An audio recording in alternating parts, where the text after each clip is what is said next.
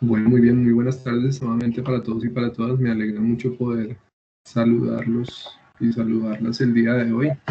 Hola, profe, buenas Espero que tardes. estén muy bien. ¿Cómo va todo?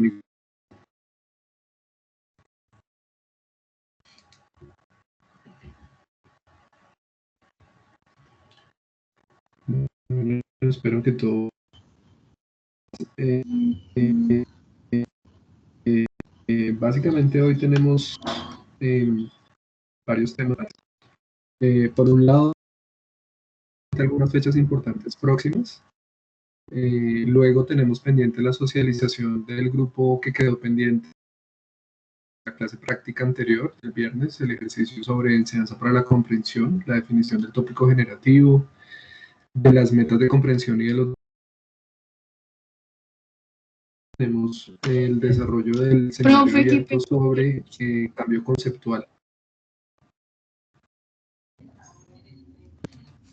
Solo escuché, profe. no sé si es mi internet, profe. Yo lo escucho terrible. Yo también, profe, se escucha muy entrecortado y se ve Ay, igual sí, de lado. pensé que era solo el mío, pero sí, no se entiende casi. Profe, si quiere, apague la cámara. A veces la cámara como que no sé. Sí, ya ahí apagamos la cámara. Aquí yo tengo mi celular, pero el celular está conectado a mis datos, pero pues de todas maneras vamos a desconectarlo de todo a ver si no hace interferencia. Y vamos a abrir la cortina. Bueno, ¿cómo va el sonido? ¿Va mejor o no? Ya. Sí, ya. Bueno, me alegra mucho. Profe, ya se le entiende más, gracias. No, qué pena con ustedes, pero es que esto funciona y esperemos que más tarde no nos llueva porque a veces llueve entonces problemas complicados la cosa, que hasta ahora está empezando como a lloviznar. En el darles que estén muy bien, que hayan podido conectarse el día de hoy. Segundo, decirles que hoy básicamente tenemos tres puntos. El primero es un repaso muy breve sobre algunas próximas fechas. Ya nos aproximamos, yo diría que vertiginosamente al final de este difícil semestre. Entonces recordar algunas fechas para que las tengan presentes. Luego pasamos a abrirle el espacio al grupo de la clase práctica de enseñanza para la comprensión que quedó pendiente de la presentación del pasado viernes. Y finalmente el desarrollo del seminario abierto sobre la corriente pedagógica de cambio conceptual. Entonces, básicamente esos son como los tres puntos que les propongo que desarrollemos para el día de hoy. Entonces, primero que todo, fechas próximas. Hoy vamos a desarrollar, como les decía, el seminario abierto sobre cambio conceptual. El próximo viernes haremos la clase práctica sobre esta misma corriente pedagógica. Y es importante que tengan en cuenta que el viernes también tenemos la fecha de entrega de la segunda parte de las unidades didácticas, este próximo viernes 20 de noviembre. Recuerden que en esta segunda entrega ya deben estar los 4 elementos completos de la unidad didáctica, ¿no? Las enseñanzas, la justificación, la didáctica y la evaluación. La idea es que ustedes la suban como lo hicieron en la primera entrega. Una de las personas del grupo la sube en la asignación correspondiente a través de Edmodo. Y yo estaré pues cantándolas.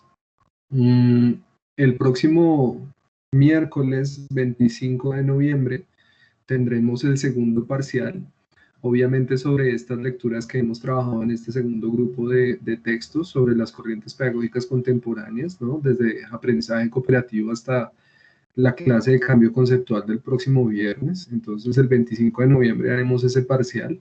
Las reglas son las mismas que hemos venido, o bueno, que aplicamos con ustedes ya en el primer parcial.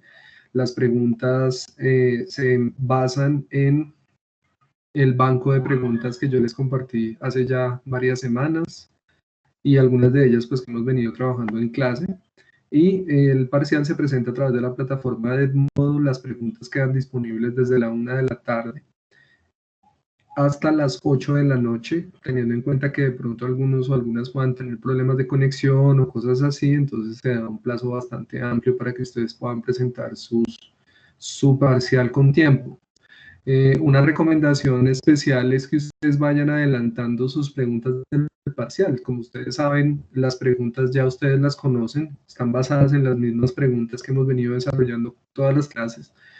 Entonces, si ustedes pueden ir adelantando sus respuestas, ir complementándolas con lo que charlamos en clase, seguramente el proceso del parcial va a ser mucho más eficaz y van a tener tiempo para revisar también ortografía, redacción y ese tipo de cosas para que ojalá los resultados sean bastante buenos. Y 27 de noviembre y el 2 de diciembre haremos las reuniones con cada uno de los grupos para darles una retroalimentación específica sobre el trabajo que hicieron de la segunda parte de la unidad didáctica.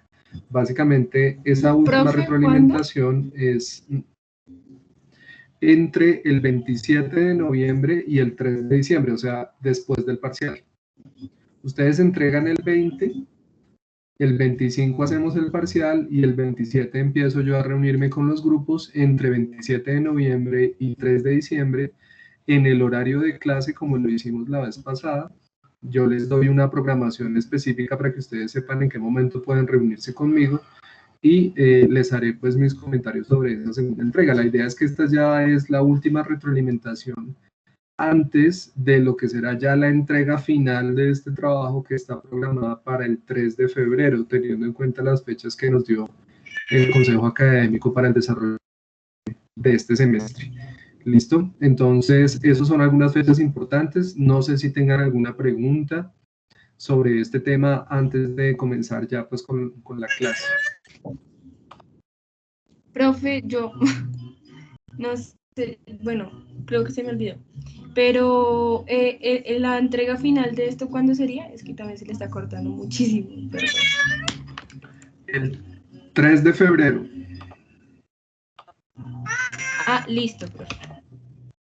La idea es que ustedes tengan la posibilidad de hacer ya unos últimos ajustes con base en lo que charlamos entre esa última semana de noviembre, las 2 semanas de diciembre, para que, pues, digamos que el 3 de febrero es una fecha máxima que yo doy. Obviamente la idea es que ustedes no tengan que estar haciendo nada de esto en este periodo, digamos, como de receso del semestre, pero pues la idea es darles el máximo plazo posible para que ustedes puedan presentar el trabajo lo más elaborado posible.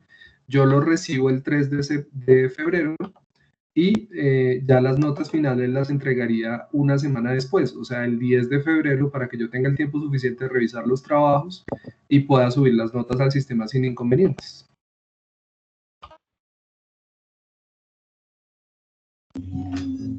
Listo, profe, entiendo. Gracias.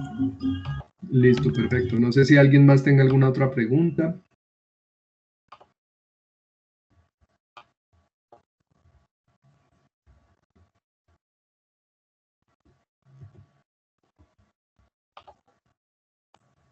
Bueno, perfecto.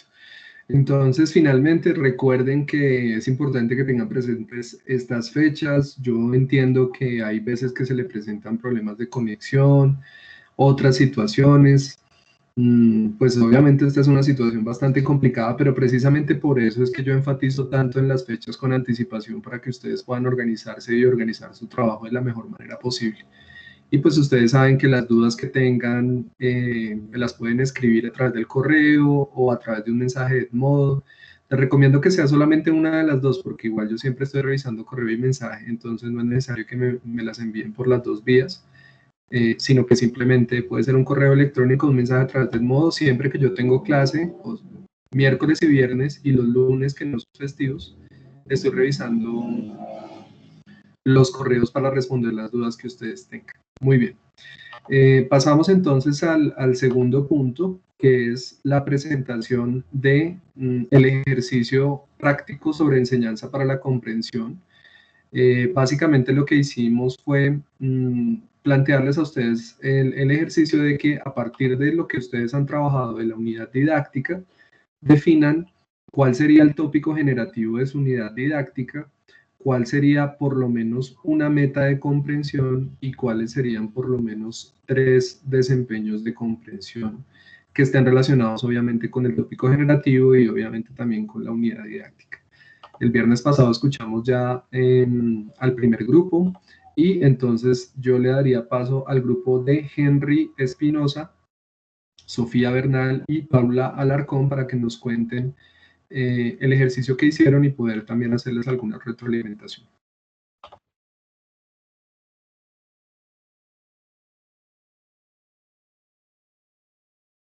Buenas tardes. Me regalan 2 minutos. Ya creo que Paula pudo compartir pantalla. Sí, ahí la estamos viendo ya.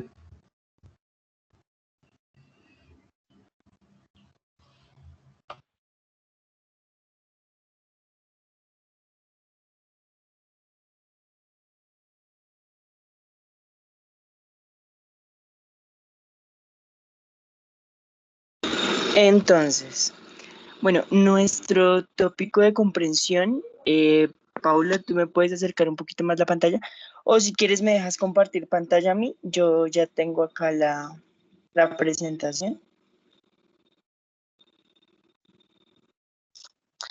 Bueno, nuestro tópico de comprensión, ok.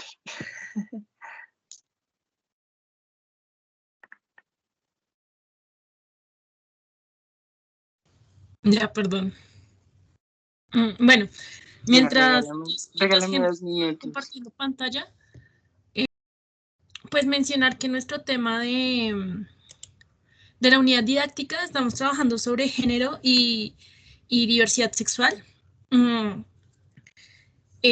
Tenemos una población, por decir así, o sea, los estudiantes que queremos abordar son estudiantes de noveno de bachillerato de la localidad de Suba. Entonces, pues nosotros queremos problematizar el conocimiento a través de nuestro tópico generativo, que es la discriminación Comparte sexual. pantalla, Paula. ¿Sí? ¿No pudiste? Ya lo comparto. No pude. ¿Ahí ya la estás viendo? Sí, ahí ya lo estoy viendo. Entonces, lo que venía diciendo mi compañera Paula es que nuestro tópico de comprensión, bueno, ya como saben, tenemos una población específica para problematizar estos componentes, ¿no? Nuestro tópico de comprensión es qué es la discriminación sexual y el sector LGBTIQ+, y por qué se da. Bueno, este tópico, basándonos, como ya dijo mi compañera, en la idea de intentar explicar en general las cuestiones más significativas o que más se relacionan con el género, como son la discriminación y el reconocimiento de los distintos aspectos que comprenden la sexualidad. Dentro de las metas de comprensión están básicamente lo que yo les acabo de decir, que es identificar las características de la discriminación sexual. En ese Henry, punto básicamente, dígame, profe. Devolvámonos ahí al tópico un momentico, ¿vale? Para ir mirándolo paso a paso. Ok, claro, listo. Entonces continuamos en el tópico de comprensión, ¿sí? ¿Qué es la discriminación sexual hacia el sector LGBTIQ+, y por qué se da? Bueno, entonces, primero que todo hay un problema en el título porque recuerden que desde la perspectiva de enseñanza para la comprensión no se habla de tópico de comprensión, sino de tópico generativo. Entonces, tengan en cuenta eso cuando vayan a hacer la presentación ya en el documento, porque pues digamos que ese no es el nombre que ellos manejan habitualmente de este concepto. Después, ahorita precisamente me está tapando, no sé si puedan moverse un poquito más hacia arriba en el documento, porque no lo estoy viendo bien.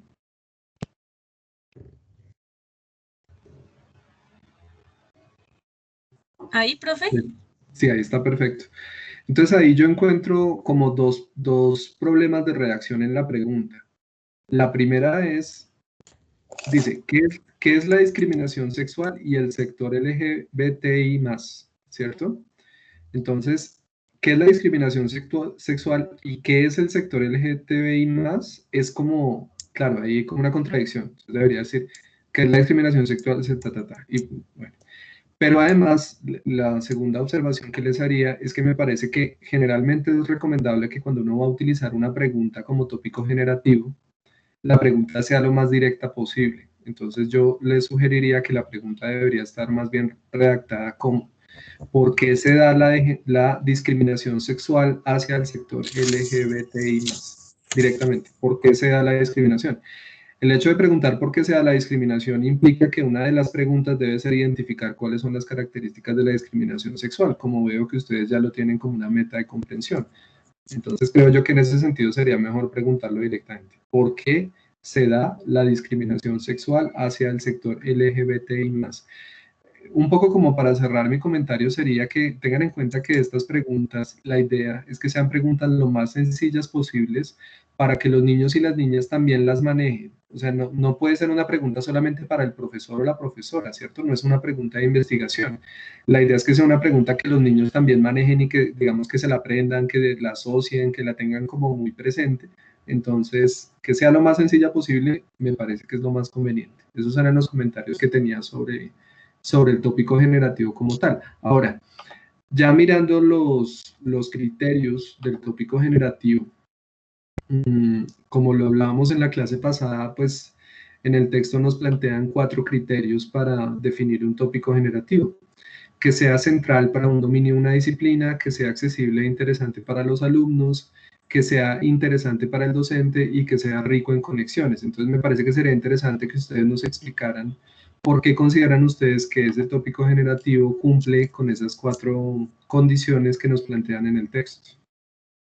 Claro, profe, pues nosotros pensamos que es importante abordar los temas de género, principalmente pues porque hablar de esto significa ir más allá de lo que es la historia o la geografía, que son los temas que se tratan en las ciencias sociales normalmente, sino que también hace reconocer a los estudiantes su papel como seres sociales y políticos.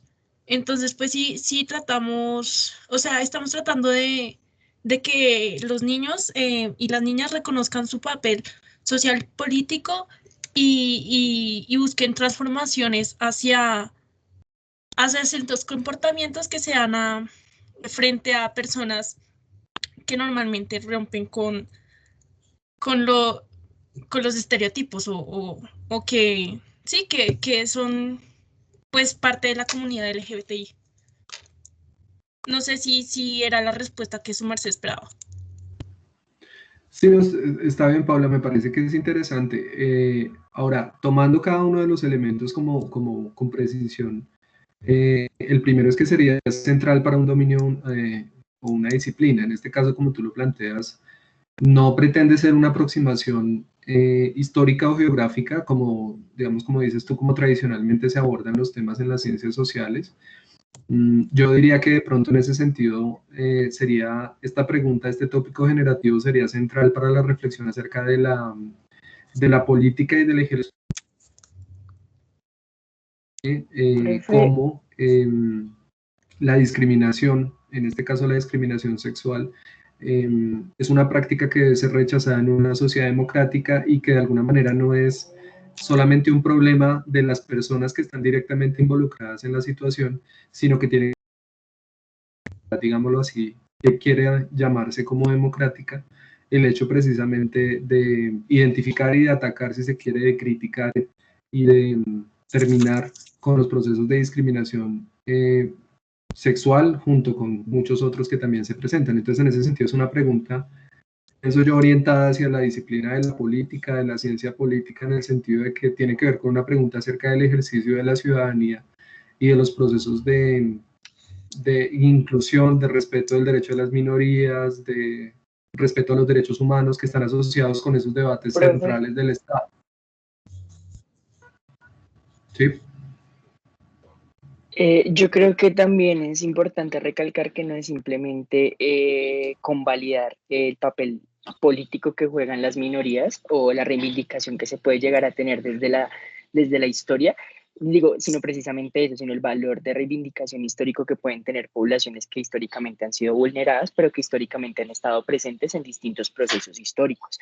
No simplemente es el reconocimiento por parte político, sino también es por parte del reconocimiento histórico de distintas figuras que también son parte de la historia y que también pueden recalcar o que se les ha ido olvidando el contraste que que le han dado a la historia debido a distintas condiciones o a distintos factores como ha sido el factor sexual. Esto no necesariamente lo vamos a ver desde discriminación sexual simplemente en una población como lo es el OI, sino que es además de las demás disidencias que se han venido creando a lo largo de la historia para reivindicar distintos grupos sociales.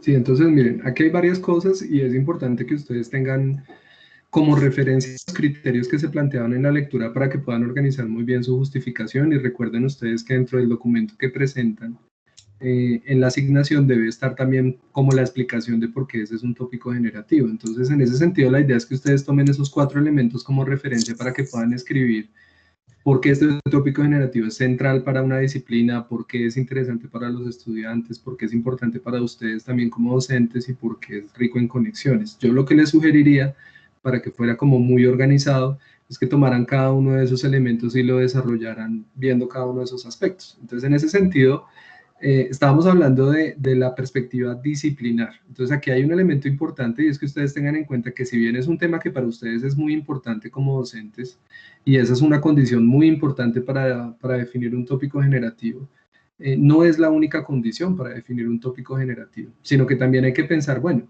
y si un estudiante o un grupo de estudiantes, digamos, no les interesa el tema en sí mismo, ¿cómo puedo yo explicarles que a pesar de que no les interese, digámoslo así directamente, a través de este proceso van a poder desarrollar aprendizajes importantes para el conocimiento de las ciencias sociales en general? Y en ese sentido el tema, si bien es muy importante, y es muy importante que para ustedes sea significativo, también debe tener conexión con las disciplinas que hacen parte de las ciencias sociales. Entonces, por eso íbamos como en el primer criterio. Entonces, el primer criterio se dice, debe ser central para el dominio de una disciplina. En el caso de las ciencias sociales, yo creo que nosotros tenemos la fortuna de que realmente no somos profesores de una disciplina, sino que más bien somos profesores que tenemos diferentes posibilidades de abordaje de los temas a partir de lo histórico, de lo geográfico, de lo político, de lo económico, de lo antropológico, de lo sociológico, etcétera, etcétera, ¿cierto?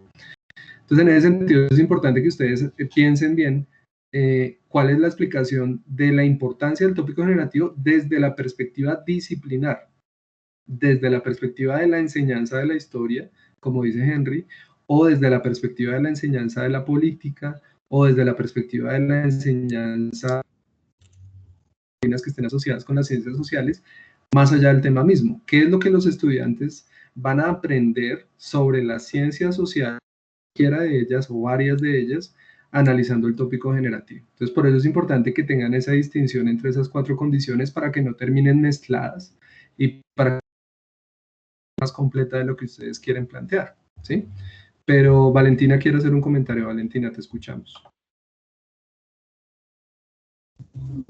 Pues no, profe, es como más una pregunta para usted, o bueno, si los compañeros me quieren como... y es, pues que por lo que noté, digamos como que siempre vamos a tener como estos dos lados, ¿no? Y normalmente pues al abordar como este tipo de temas que constituyen como problemáticas muy latentes pues dentro de nuestras sociedades, pues la polarización va a estar muy presente, ¿sí? Entonces, ¿cómo hacer en un primer momento para acercarse al estudiante con este tipo de, como de temas sin necesidad como, como de coartar o atacarlo directamente, ¿sí? O sea, porque yo lo entiendo en esa medida como, bueno, se va a tratar el tema de la discriminación y tal, pero ¿qué pasa si hay pelados o peladas que, pues digamos, tienen estas prácticas interiorizadas y no saben que las tienen y en ese momento se puedan sentir atacados o atacadas? ¿Cómo llegarle a esas peladas? Esa es como la pregunta, o sea, pues es en general, pero pues aprovecho el caso de los compas para aterrizarlo. Esa es una Yo pregunta no sé muy... ¿Sí?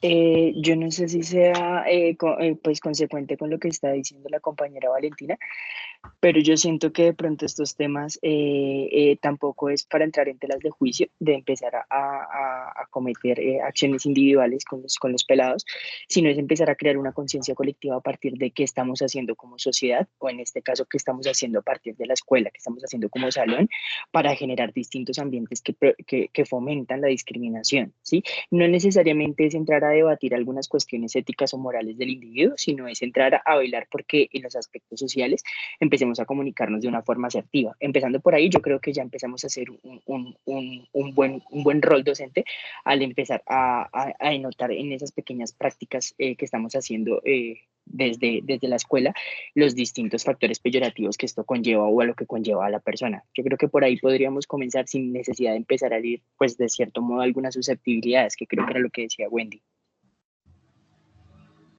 Sí, yo estoy de acuerdo. Ese es un primer abordaje clave y es la idea que está, creo, más o menos relacionada con lo que estábamos hablando ahorita, y es que estos temas, o en este caso este tópico generativo, es importante para abordar un poco cómo el problema de la discriminación no es un problema para solamente para las personas que la sufren, sino que tiene que ser un problema social. Y en ese sentido me parece que la observación de Henry es importante para decirle a plantearle a los estudiantes eso, esa idea de que es que el problema aquí no es que usted nunca se haya sentido discriminado o que usted no tenga una orientación sexual distinta a la suya. Ese no es el problema.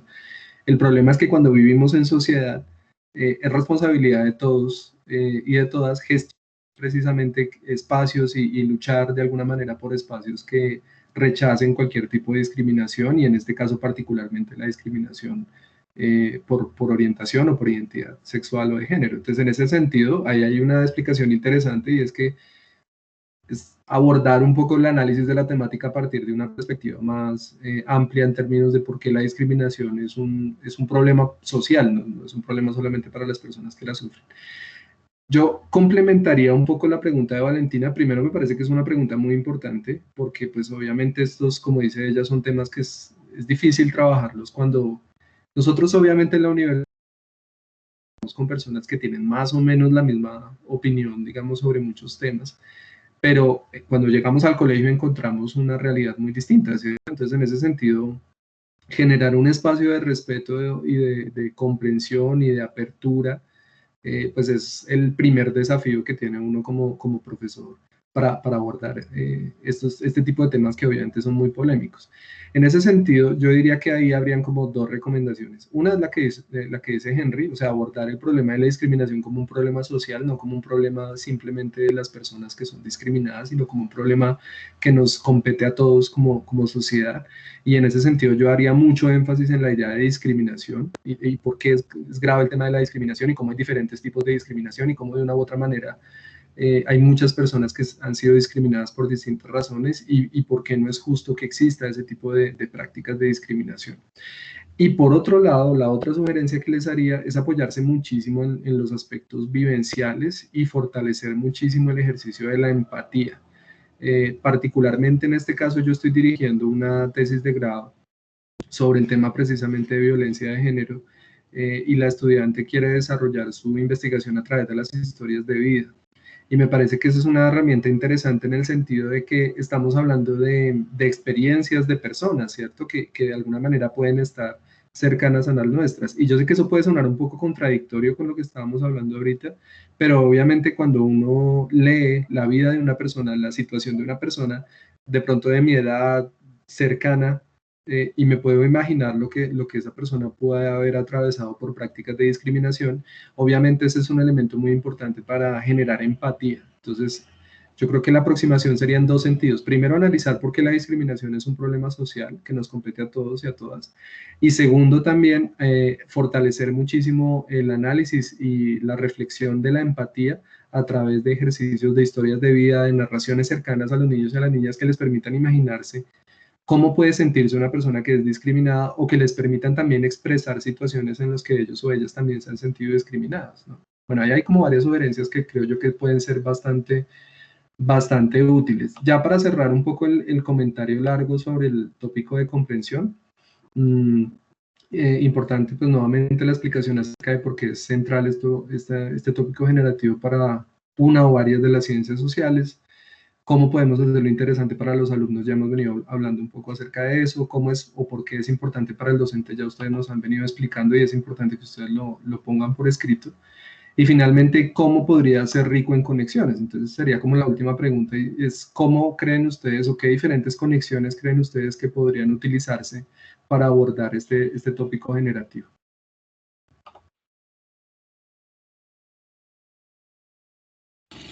Profe, cuando usted habla de crear conexiones, ¿me está hablando de conexiones interdisciplinarias? Recuerden que el concepto se refiere a la lectura que ustedes hicieron todos muy juiciosamente, obviamente, y se refiere básicamente a la posibilidad de abordar los tópicos generativos desde diferentes perspectivas, no necesariamente interdisciplinarias, sino también disciplinarias. Entonces recuerden ustedes que la clase pasada hablábamos de que un tópico generativo, si se expresa como un mapa conceptual, tiene diferentes nodos, ¿no? Y esos diferentes nodos pueden ser precisamente conexiones con la historia, con la política, o conexiones a través de las historias de vida, de los relatos, o ese tipo de cosas. Entonces, ¿cómo este tópico generativo particularmente puede ser abordado desde diferentes perspectivas que fomenten de alguna manera esa idea de las inteligencias múltiples y que hay como diferentes posibilidades de comprender un tema? Yo creo que si intentamos como unir lo que decía Paula acerca de las características puramente políticas que pueda llegar a tener, pues analizar la discriminación sexual en la población, podríamos continuar el hilo intentando unirlo con el tema de qué tantos procesos históricos ha llevado esta comunidad para empezar a tener reivindicaciones sociales y a partir de qué momento, por qué se da y por qué se da este estallido social y por qué precisamente ese estallido social lo dan las mujeres negras y más pobres en los Estados Unidos. Y a partir de ahí se empiezan a generar, estas mujeres transexuales empiezan a generar las primeras protestas que conllevan a empezar a hablar de derechos para disidencias y para comunidades que anteriormente no lo tenían y que históricamente han sido pisoteadas para evitar que tengan el papel social que deberíamos tener todos como seres humanos. Entonces yo creo que eso sería fundamental, como intentar unir esa posición política que tienen todos los procesos con esos igualmente que se llevan o que se gestan antes de la adquisición de los derechos. En este caso, si vamos a hablar de los derechos, precisamente en Colombia tenemos que hablar desde las protestas del 82 y del 86, que empiezan a gestar movimientos debido a que empiezan a asesinar a las primeras transexuales en la capital de Colombia, o sea, acá en Bogotá. Entonces, yo siento que esa sería como la forma en la que nosotros nos uniríamos o intentaríamos darle conexión a distintos aspectos, tanto de la historia como de la política.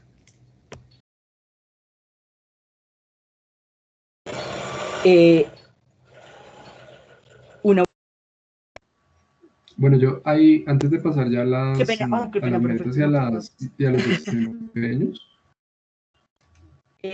Una última cosa sería como lo importante dentro del marco de la política colombiana que llegó a ser la Constitución del 91 para esta comunidad y cómo empieza a gestar los primeros derechos individuales como el derecho a la libertad de expresión que en algún caso pues no se había tenido tan consciente en la del 86. Entonces es como eso. Sí, yo diría que Henry particularmente tiene muy claro como un enfoque desde la perspectiva política e histórica. Sin embargo, yo les sugeriría que dentro de esa perspectiva de que sea rico en conexiones, no olviden la importancia de la experiencia subjetiva y de los relatos y de las historias de vida y de las experiencias personales, porque precisamente creo yo que en temáticas como esta, esa es una posibilidad muy interesante para acercar a los niños y a las niñas a vidas, digámoslo así, a historias de vidas y de personajes que les puede resultar a ellos sencillo de comprender estas temáticas más abstractas a partir de la vida, de la narración, del relato de unas personas que hayan vivido la experiencia y que les permita también expresar su propia experiencia. Entonces yo les sugeriría que dentro de esta perspectiva de que sea rico en conexiones, no abandonen también la pregunta por la posibilidad de incorporar los relatos, las narraciones, la experiencia subjetiva dentro de todo este análisis de la discriminación, entre otras cosas porque creo recordar, pero solamente voy a profundizar en ello, que por lo menos ustedes en la primera entrega de la unidad didáctica también querían analizar un poco el tema de los conflictos y de la discriminación en las aulas de clase. Entonces ahí también hay que tratar de relacionar eso, esa explicación política e histórica más global que ha planteado Henry con la situación particular y específica de los niños y las niñas en su escuela. Entonces por eso creo que la experiencia subjetiva y las situaciones más del contexto pueden ser una muy buena herramienta para conectar las dos cosas. Sofía. Sí, pero primero, antes que todo, pues me disculpo, estoy teniendo un montón de problemas con la conexión y con internet. Pero precisamente creo que pues como hacia el mismo lado que su merced va y va discutiendo, pues hemos estado como preparando las actividades que pues están también como para la unidad didáctica, que son muy en miras y como con el trabajo de vivencias, sí, no tanto tan personales, o sea, claramente, o sea, la intención siempre va a ser como la discriminación en el aula, pero pues es muy complejo como pedirle a los y las estudiantes como que hablen de sus propias situaciones, muchas veces pues como que no se tienen incluso las herramientas. Entonces lo que siempre hemos pensado hacer es pues precisamente como utilizar situaciones o historias que ya han sido pues conocidas por todo el mundo, por ejemplo lo del Sergio Urrego o situaciones así, como de situaciones de discriminación que pues llevaron, por ejemplo, a Sergio Urrego al suicidio. Entonces, pues para utilizar estas experiencias para demostrar como pues la gravedad de la discriminación, ¿sí? O sea, como desde el punto base hasta pues lo máximo que puede llegar a producir pues ejercicios sistemáticos de discriminación. Entonces, pues también todo el tiempo estamos trabajando pues con las vivencias, pues no podemos ser tan personales, me parece que es un poco más complicado, pero sí con situaciones que se acercan mucho.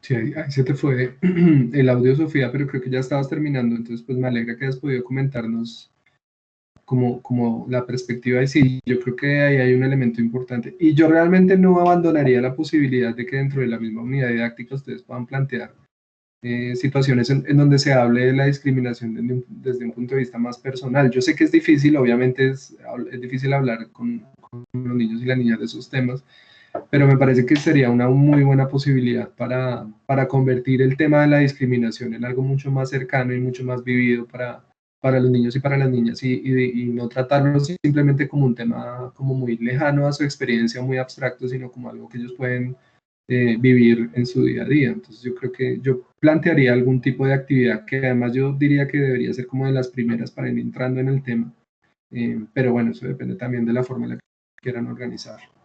Listo. Creo que podemos pasar entonces a las metas y desempeños de comprensión. Ok, la primera meta de comprensión sería identificar las características de la discriminación sexual. Yo creo que esto va muy ligado con lo que nos decía el profesor a raíz de un poco más subjetivo de cada individuo. Yo creo que todos aquí, los presentes, en algún momento hemos sentido discriminación de algún tipo. Pero no sé si todos hayamos experimentado discriminación sexual. Entonces es intentar identificar cuáles son esos ítems de alguna forma que caracterizan a la discriminación sexual y en los ámbitos en los que se puede gestar, porque como todas las discriminaciones se puede plantear en cualquier escenario, pero pues para ser más específicos, nosotros nos centraríamos especialmente en la discriminación sexual en la escuela. ¿Okay? Pues esto entendiendo que es el lugar donde ellos más contacto social tienen dentro de, pues, de las edades a las que nosotros estamos haciendo estas actividades. La segunda meta de comprensión sería analizar las consecuencias y riesgos producidos por los ejercicios. Ya después de la discriminación sexual y cuáles son lo que forma la discriminación sexual, empezar a entender por qué es riesgoso generar estos ejercicios discriminatorios y cómo empezarlos a reconocer más allá de ejercicios discriminatorios, sino como prácticas. Porque una cosa es un ejercicio que se gesta en un momento y otra cosa es ese ejercicio cuando se vuelve hábito y cuando se vuelve una práctica discriminatoria en un escenario tan preciso como lo es la escuela. Entonces es analizar esas consecuencias que ya pues no somos psicólogos, claro está, pero sí podemos entender de pronto lo que produce esta discriminación, que no simplemente atenta contra la integridad sexual del individuo, sino en otros aspectos que sería también lo que entraríamos a analizar, como ya sería perspectivas, como ya sería el autorreconocimiento y como ya sería la empatía que usted gesta desde su posición, de algún modo privilegiada de persona heterosexual. Entonces, y el tercer punto sería cómo construir soluciones frente a la discriminación en el aula, después de reconocer aquello que estamos gestando, aquello que estamos produciendo, que hemos vuelto práctica, esos ejercicios discriminatorios, empezar a construir soluciones dentro de lo que yo alcanzo a recoger de mi entorno y dentro de aquello que yo puedo construir dentro de mi individualidad. No simplemente es gestar ejercicios, como ya lo dije, y que es lo más importante, gestar ejercicios sociales, donde podamos poner en práctica todo aquello que represente la sororidad, el respeto y la empatía, sino también es empezar a autorreconocer ciertas prácticas que dentro de mi vida, pues dentro de mi vida individual, empieza a producir distintos rasgos de una persona que empieza a gestar la discriminación como un hábito o como una práctica recurrente en el aula de clases. Y esas soluciones, cómo empiezan a hacer prácticas o cómo todos podemos tener acceso a ellas. Si esas soluciones no se pueden gestar dentro de mi ámbito social, ¿a qué puedo acudir? ¿A dónde puedo acudir si esto se me sale de las manos? Si lo que siento ya no es simplemente una sensación de inconformidad o una sensación de malestar, sino que ya empiezo a sentir que estas prácticas que están ejerciendo contra mí o que de pronto estoy ejerciendo, se salen un poquito un poquito no se salen de control y empiezan a hacer prácticas que destruyen a la otra persona. Entonces, en general, nuestras metas de comprensión están muy enfocadas a intentar determinar por qué la discriminación sexual es un factor tan trascendental en la producción de conocimiento en la escuela, y más en el campo de las ciencias sociales, donde es necesario hacer contribuciones políticas, históricas, sociales, geográficas, entre todos, y dentro de estas diversidades de ideas también caben las diversidades de ideas de las disidencias sexuales. En general, iría a identificar y a construir esas prácticas saludables que nos empiecen a gestar espacios tolerantes, respetuosos y solidarios entre los de la misma aula de clase.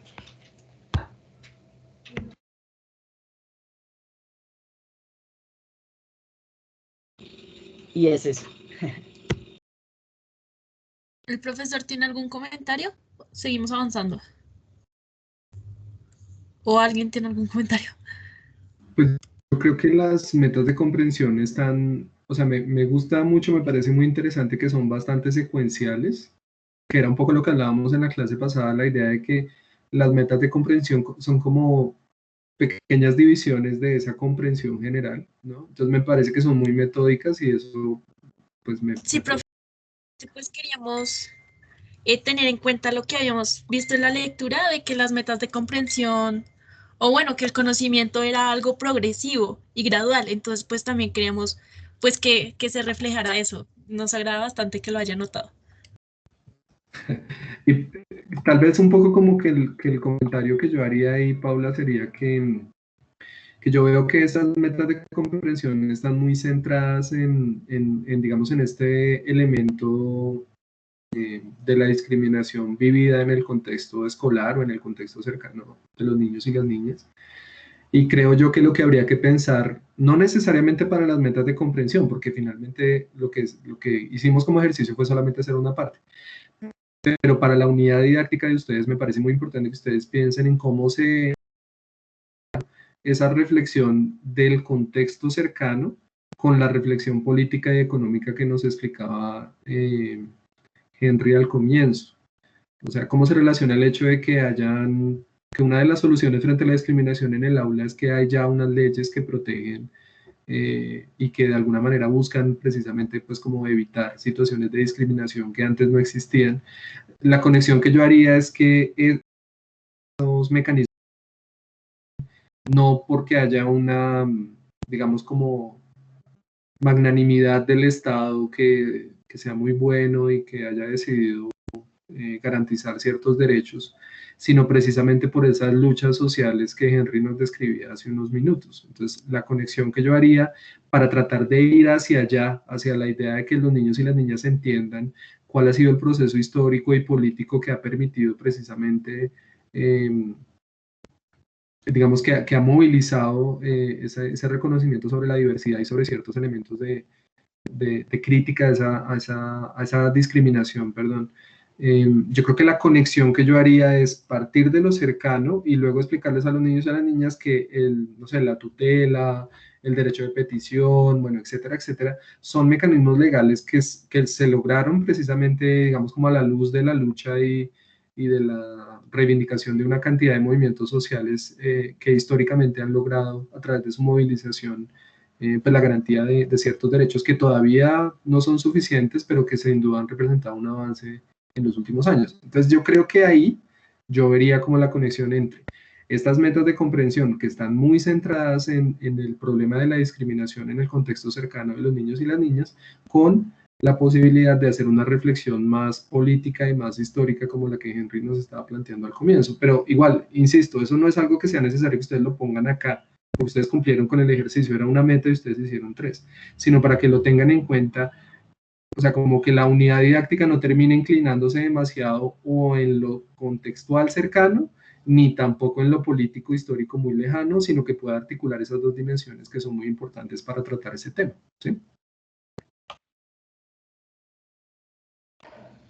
Sí, yo creo que ahí iba cuando hablaba de qué pasa si se nos sale algo de las manos, empezar a reconocer que obviamente no somos capaces de controlar todo lo que sucede a nuestro alrededor, pero se nos han dado distintas herramientas para, como lo son los derechos y los distintos mecanismos de participación popular, para empezar a que nuestro reconocimiento sea más allá de simplemente una acción individual, sino que ya pueda llegar a instancias de carácter político y empezar a reconocer cuáles son esos derechos que se han adquirido y que se han venido ganando después de unas luchas, o pues de unas luchas que todavía se están gestando y que empiezan a dar fruto, y cómo son estos frutos necesarios en el autorreconocimiento de cada persona y las posibilidades que me abren esos derechos en la participación ciudadana. Entonces ahí ya lo podríamos vincular un poco con cómo voy a participar yo como agente social en los mecanismos políticos para reconocer que al pertenecer a una población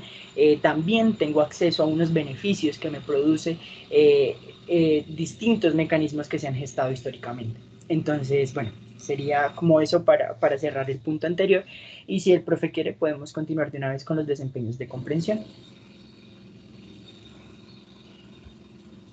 Sí, señor. Sí, ok. Entonces el primer desempeño de comprensión sería como la construcción de una infografía donde se defina género, sexo, identidad de género, orientación sexual y expresión de género. Esto como para identificar los distintos componentes, por decirlo de alguna forma, que valga la redundancia, que forman una persona, ¿sí? Y es que estas construcciones, por decirlo de alguna forma, sociales, como lo son el género, la identidad y la orientación, también van muy vinculadas con esas individuales, como lo son el sexo y la expresión de género. Sería vincular estas construcciones, tanto sociales como individuales, dentro del reconocimiento de esas particularidades que cada individuo tiene. La segunda sería realizar un seguimiento a un caso, que era lo que decía mi compañera Ana hace un rato, un caso de discriminación al sector LGBTIQ+, en Colombia, identificando desde las violencias iniciales y naturalizadas a las más agravantes que llevaron al desenlace del caso, creando un producto escrito a modo de diario de campo, novela, cuento, fábula. Esto como para que después de ya nosotros reconocer cuáles son las características de la discriminación, podamos reconocer en otros individuos o en nosotros mismos, claro está, esos agentes discriminatorios, ¿sí? Entonces, realizar un seguimiento a un caso de discriminación, pues, bastante sonado, como ya lo dijo mi compañera, el de Sergio Urrego, el del chico de hace 15 días del Cesar, al que le amputaron un brazo por su condición sexual, y distintos casos que han sonado dentro de la farándula, como el de Henry Carreño, no sé, o de distintas personalidades que se han gestado siendo del lobby o de la comunidad gay, para empezar a demostrar que todas estas personas han sido protagonistas en distintos actos discriminatorios. El tercero de ellos, y el último, sería: los estudiantes deben construir un acuerdo de convivencia para el aula a fin de establecer consecuencias negativas o positivas a los estudiantes que incurran en actos discriminatorios, o por otro lado, que reflejen actitudes solidarias. No simplemente es como intentar reconocer aquellas prácticas negativas en cada uno de los muchachos, sino también es empezar a reconocer que hay otras actitudes que reflejan solidaridad, empatía, sororidad, aceptación, que es un término pues bastante complejo, pero pues que se empiezan a demostrar, y después de reconocer estos dos tipos de actitudes, empezar a entre todos a crear distintos acuerdos en los cuales todos podamos llevar una sana convivencia escolar.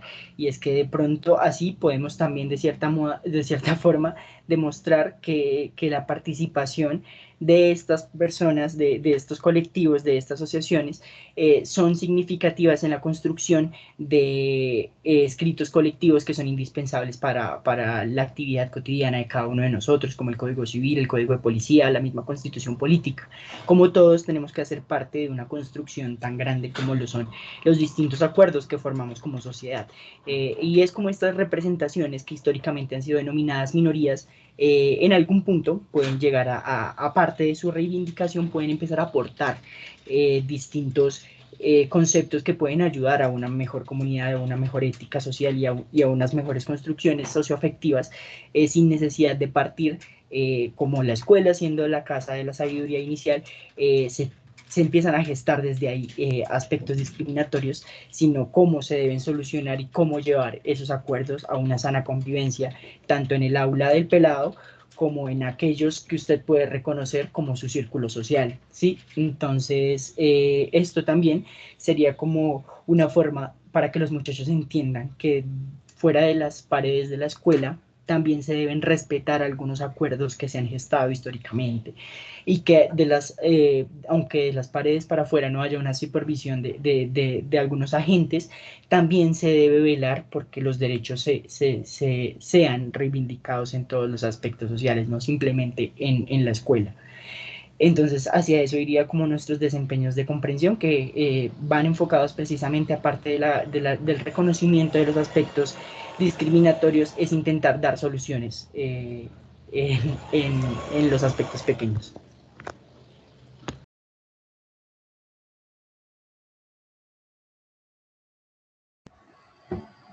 Listo, Henry, muchas gracias. Alejandro tiene una pregunta, un comentario. Sí, profe, buenas tardes. Quería hacer como una pregunta y un comentario. De pronto, bueno, la pregunta sería preguntarle al compañero Harold, no sé a qué hace referencia en ese tercer apartado donde menciona establecer consecuencias negativas o positivas, y mi comentario también iba un poco encaminado a pensar en cómo evitar que esto sea como, bueno, que caiga en una actividad más de esas que se realizan en los colegios. Yo creo que muchos de nosotros lo vivimos cuando estuvimos estudiando, que en varias charlas era muy poca la atención que se presta a este tipo de cosas, cómo lograr que realmente sea algo significativo, para que no sea solamente, por ejemplo, quienes hacemos parte del colectivo, que sea quienes estemos como interesados en el tema en la escuela, sino que además se consolide como a la escuela como un lugar de protección, pero que sea algo real, algo vívido.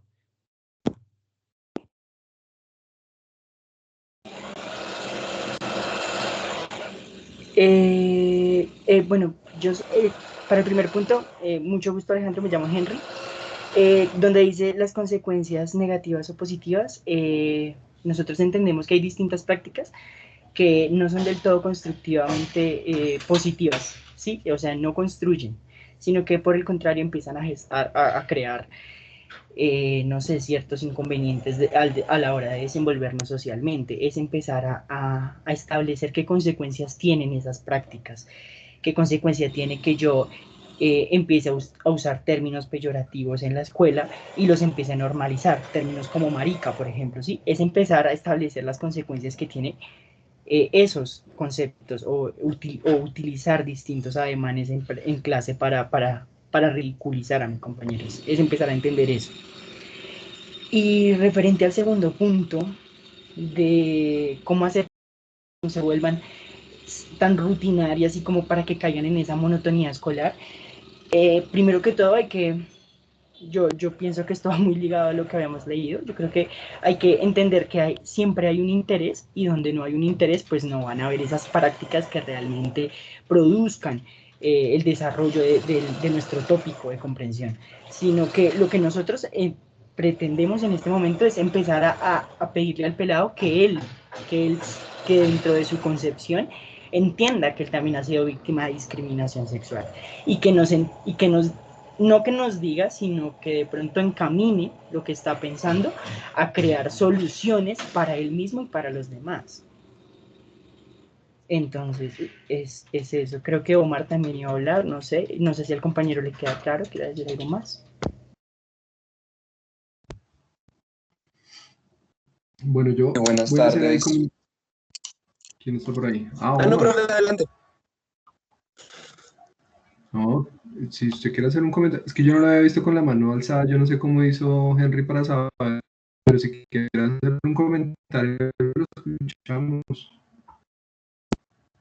Pues el comentario nace a partir de un proyecto de grado que yo tuve que hacer para graduarme del colegio, donde precisamente traté ese tema.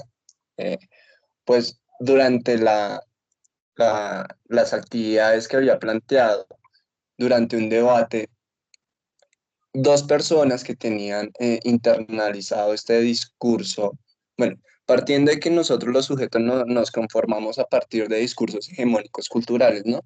Entonces tenían este discurso cristiano y tradicional, donde toda perspectiva que saliera de la heteronormatividad, el discurso cisgénero y binario, pues se tenía concebido como mal, ¿no? Entonces, durante esas actividades, en el mismo salón donde yo lo planteé, que fue un salón de décimo, había un chico que era homosexual. Allí durante las actividades, en un debate, salen estas dos personas a atacar al compañero, ¿no? Pues debo aceptarlo, a mí se me salió de las manos en ese momento, porque ya dejó de ser un ataque, digámoslo de alguna manera académico, con argumentos, sino se empezó a atacar la integridad de la persona, donde entonces la pregunta es, nosotras como docentes, ¿cómo vendríamos a solucionar este tipo de, de problemáticas, ¿no? Porque también, bueno, en ese momento fue directo, pero no, tenemos que tener en cuenta que, como lo dice Segato, hay un tipo de discursos simbólicos que atacan la integridad de la persona, pero que no son directos. Entonces, ¿cómo se entrarían a estudiar este tipo de discursos simbólicos, violencias simbólicas que no son evidentes para los jóvenes, pero que hacen parte de la discriminación sexual, ¿no? Esa vendría siendo mi pregunta para ustedes. Es muy buena, muy buena la pregunta de Omar, porque nos encamina un poco a lo que tenemos que entender a la hora de hacer prácticas de este tipo, porque muchas veces hay profesores que toman estos temas con pinzas y se ven por encima y se deja a un lado estos temas, ¿no? Y lo primero es que tenemos que entender que evidentemente vivimos en una sociedad meramente heteropatriarcal, ¿no? Y después de consensuar que todos entendamos que ya a partir de ahí muchos de nosotros estamos constituyendo unos privilegios sociales, es reconocer que esos privilegios me hacen entender la realidad de unas características muy distintas a como las entiende mi compañero, que está sumido en otro tipo, en otros roles de entorno social, ¿sí? Después de que hay ese reconocimiento del lugar en el que estoy y desde donde empiezo a dar mi discurso, se puede ver que hay ciertos elementos que son simbólicos a la hora de entablar esas relaciones sociales, ¿sí? Y cómo esos aspectos que son muy subliminales a la hora de la comunicación son trascendentales para no caer en esas prácticas que se han normalizado en esta sociedad, ¿sí? Y es que los discursos que se deben manejar en el ambiente escolar tienen que llegarle a todos los pelados, ¿no?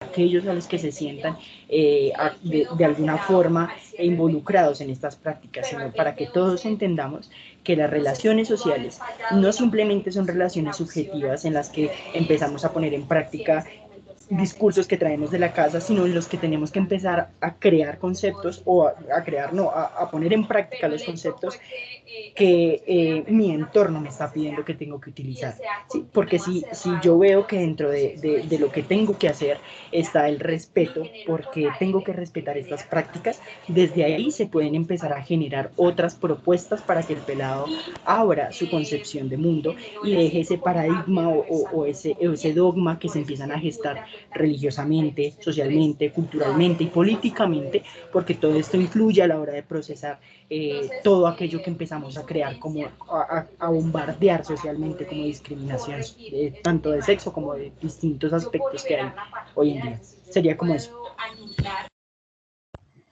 Bueno, tenemos a Alejandro que está pidiendo la palabra y Sofía también les va a pedir que seamos muy concretos porque estamos bastante pasados en el tiempo y pues los compañeros que tienen preparada la presentación sobre el tema de cambio conceptual también pues tienen su tiempo asignado, entonces pues como unos comentarios muy concretos, yo también tengo unos comentarios muy concretos sobre los desempeños de comprensión, ya como para cerrar el ejercicio y arrancar con la siguiente actividad. Entonces, Alejandro, lo escuchamos y después a Sofía.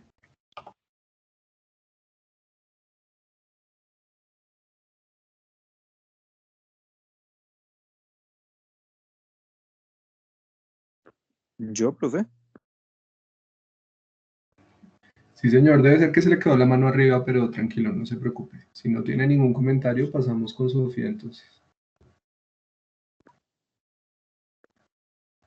Sofía, te escuchamos. Sí, yo solo quería completar un poquito lo que acaba de decir mi compañero Henry, pues que además de reconocer todos estos privilegios que se van otorgando, ¿no? Por las condiciones tanto de género como de identidad, como de sexo, pues entonces, más allá de reconocer esos privilegios que pues se van tornando frente a una sociedad heteronormativa y patriarcal, también es fundamental empezar a hacer énfasis en la prevención de estas violencias. Entonces, digamos, mi trabajo también, he hecho bastante trabajo frente al trabajo de prevención y atención. Entonces, por ejemplo, lo que pasó en el momento con el compañero fue que hubo una violencia. Sí, entonces ahí hay que mirar cómo se va a atender esa violencia. Entonces, cómo se va o sea, no sé, a interferir en ese momento, bueno, todas estas cosas, pero antes que tener que llegar a la atención de la violencia, creo que es sumamente importante empezar a trabajar con la prevención de las violencias. ¿Y cómo se hace? Pues cómo se empieza a trabajar con esto, pues precisamente creo que es lo que estamos apuntándole a esta unidad didáctica, que es pues empezar a formar frente a, pues, cuáles son, pues primero empezar a poder diagnosticar estas violencias o esta discriminación y después sí, pues empezar a cómo se va a prevenir para que no suceda y para que cuando llegue el momento, o sea, como que no tengamos que atenderlas porque no deberían estar. Y pues es como, es más, es como ese proceso, más que todo. Y ya. Sí, yo estoy de acuerdo, Sofía, con lo que has dicho y además me parece una manera muy interesante de orientar como los comentarios que yo tengo. Entonces va a arrancar por el tercer desempeño porque creo que el comentario de Alejandro y el de Omar estuvieron como muy relacionados con digamos como con la pregunta en torno a cómo se pueden mediar en procesos que se presenten pues, directamente en el aula, digámoslo así, ¿cierto? En el contexto escolar. Frente a la pregunta de Omar, yo diría que, o sea, mi reacción frente a esa situación que usted describe, digamos, por mi experiencia y por mi trabajo como docente, sería como en dos aspectos. Primero, en una reacción de corto plazo y luego en una de mediano y largo plazo. La reacción de corto plazo es que cuando uno está enfrente de un grupo y uno evidencia una situación de violencia y de discriminación, pues uno tiene que actuar como profesor, ¿cierto? Y uno tiene que actuar porque evidentemente cuando nosotros ejercemos nuestra labor como docentes somos responsables del bienestar, no solo físico, sino también emocional de las personas con las que estamos compartiendo un espacio. Y en ese sentido mi primera reacción es detener de alguna manera como la situación y siendo lo más asertivo posible señalar el hecho de que pues, el espacio no debe darse para que haya una discriminación ni para que haya ejercicios de violencia en contra de diferentes integrantes del grupo. Entonces una primera reacción me parece que es inmediata, es como preventiva, si se quiere. Pero después creo yo que sí es necesario tener en cuenta una reacción de mediano y largo plazo y está muy relacionada con lo que estaba diciendo Sofía, y es entender que por ahí también con el tema del bullying o del matoneo, entender que el matoneador ha sido también matoneado en algún momento y que las personas que ejercen y niñas y jóvenes, pues seguramente hacen ese tipo de acciones porque han sido criados también en un contexto, en una sociedad que legitima determinadas formas de discriminación y porque probablemente muchos de ellos o ellas han sido también discriminados. Entonces, en ese sentido, me parece como reacción de mediano y largo plazo es el hecho de reflexionar en cómo la escuela debe ser un espacio, como decía Sofía ahorita, que estimule la posibilidad de que haya unos intercambios sociales positivos y de alguna manera el rechazo de cualquier tipo de discriminación, no solamente sexual, sino de diferentes tipos. Entonces, en ese sentido, creo yo que la reacción de mediano y largo plazo es preguntarse si esos niños y niñas que han sido discriminadores de otros han crecido en un contexto en donde ese tipo de prácticas se legitiman.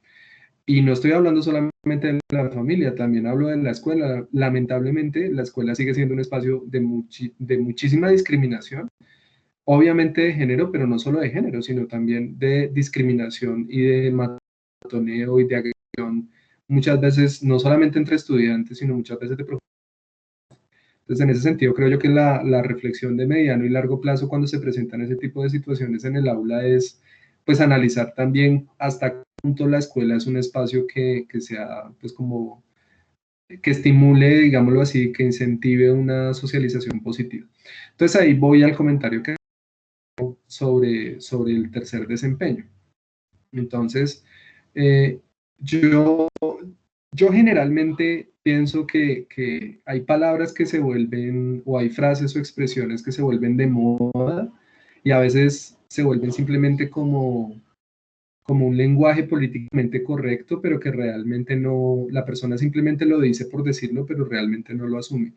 Pero me parece que en este reemplazar la expresión de consecuencias negativas o positivas por otro tipo de expresiones que planteen una perspectiva más clara sobre lo que se quiere construir. Entonces, lo que yo sugeriría es que ese descriptor se escriba como construir un acuerdo de convivencia para el aula, en donde se establezcan acciones socializadoras o reparadoras, pues que incentiven el espacio de la escuela como un espacio de socialización. Que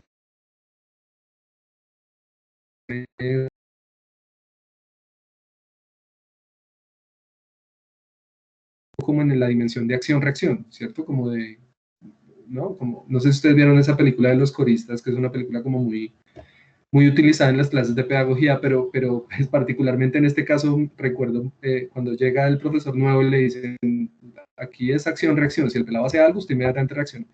Yo creo que aquí es importante utilizar otro tipo de expresiones. Entonces, digamos, la idea de consecuencia en este caso asociado a los acuerdos de convivencia creo que no es adecuada. Yo personalmente le sugeriría que exploraran otro tipo de términos como por ejemplo acciones socializadoras o acciones reparadoras. ¿Por qué me gusta tanto la idea, por ejemplo, de acción reparadora más que consecuencia negativa? porque la acción reparadora de alguna manera lo que plantea directamente, a pesar de que es un lenguaje muy políticamente correcto, etcétera, pero me parece que esa expresión sí establece con mucha claridad la idea de que cuando hay una vulneración tiene que haber una reparación. La persona que vulneró a la otra no es simplemente aguantarse la consecuencia de ya, aguantarse el golpe, entre comillas, sino reparar a la persona que lastimó. Y eso me parece que es algo muy importante. Entonces, en ese sentido, yo en ese último descriptor le sugeriría que hablaran más de acciones socializadoras o reparadoras de desempeño, que esos acuerdos de convivencia y esas acciones socializadoras o reparadoras están orientadas hacia la construcción de ambientes libres de discriminación y donde se pueda desarrollar una sociabilidad, una socialización asertiva. Creo yo que eso sería una buena manera de hacerlo. En términos, creo que es Paula que está manejando la pantalla, puedas moverte un poquito hacia arriba. Los descriptores como tal, o los desempeños de comprensión, pienso yo que el primero está súper bien escrito, porque es muy concreto, ¿sí? Hasta donde recuerdo yo, es como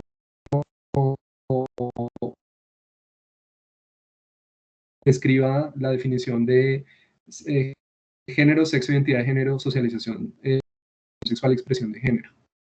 Entonces ahí está súper claro qué es lo que el estudiante va a hacer y también está directamente relacionado con la primera meta de comprensión. Eso me parece que está bien. Las otras dos me parece que podrían mejorar un poco la redacción y creo yo que podría ser una redacción mucho más directa. Entonces yo en el segundo les sugeriría que ustedes dijeran escribir, entre otras cosas porque me parece que es mejor utilizar verbos o digamos, indicativos o infinitivos. Entonces, construir o construye una novela, cuento, fábula, ¿sí? En donde describe un caso de discriminación al sector LGBTIQ+. Ya. Lo otro de las violencias iniciales y naturalizadas, los agravantes, esas son cosas que no son necesarias dentro del descriptor, sino que ustedes van a explicarles a los niños y a las niñas cuando les expliquen lo que tienen que hacer. Y esos son los criterios que ustedes tienen para evaluar. Entonces, si ustedes escriben, bueno, mis criterios de esos relatos es que puedan identificar cómo hay una situación de violencia inicial y naturalizada y cuáles fueron los agravantes. O sea, ya esos son como criterios que ustedes van a utilizar para evaluar la novela, el cuento, la fábula. Pero directamente la redacción yo les sugeriría que la hicieran concreta. Construir una novela, cuento, fábula en donde se describa un caso de discriminación al sector LGBTIQ+. Ya, eso es todo. También haría lo mismo. Entonces, construir un acuerdo de convivencia para el aula, en donde se establezcan unas acciones socializadoras o reparadoras, según sea el caso, que incentiven un ambiente de socialización libre de discriminación o un ambiente de socialización asertiva en el aula, en la escuela. Y entonces, ahí la recomendación concreta es que los desempeños de comprensión sean muy específicos, como el primero, en donde es claro que el estudiante lo que va a tener que hacer es escriba más o menos cuáles son los elementos que debe tener en cuenta para esa construcción, pero digamos que el primero está muy bien, los otros dos yo los ajustaría un poco de manera más concreta. Y ya para terminar esta parte, yo les diría que precisamente el ejercicio que ustedes hicieron es muy interesante, porque nos da muchísimas cosas para hablar y para analizar. Y particularmente me parece que esta parte de los desempeños de comprensión muestra con mucha claridad una idea que yo quería resaltar en esta lectura de enseñanza para la comprensión, y es lo importante que es ir pensando en la evaluación. Entonces, los desempeños de comprensión son una herramienta que les permite a ustedes facilitar la evaluación. Algún grupo me escribía, precisamente hoy les contesté, si era necesario que en la evaluación de la unidad didáctica ustedes la hicieran así concretamente como con desempeños de comprensión y todo eso. No, no es necesario, ustedes pueden hacerlo de otra forma, pero sí me parece bueno que tengan en cuenta el hecho de que la evaluación tiene que ser muy concreta, pero relacionada con los objetivos, con las enseñanzas, con lo que yo quiero desarrollar.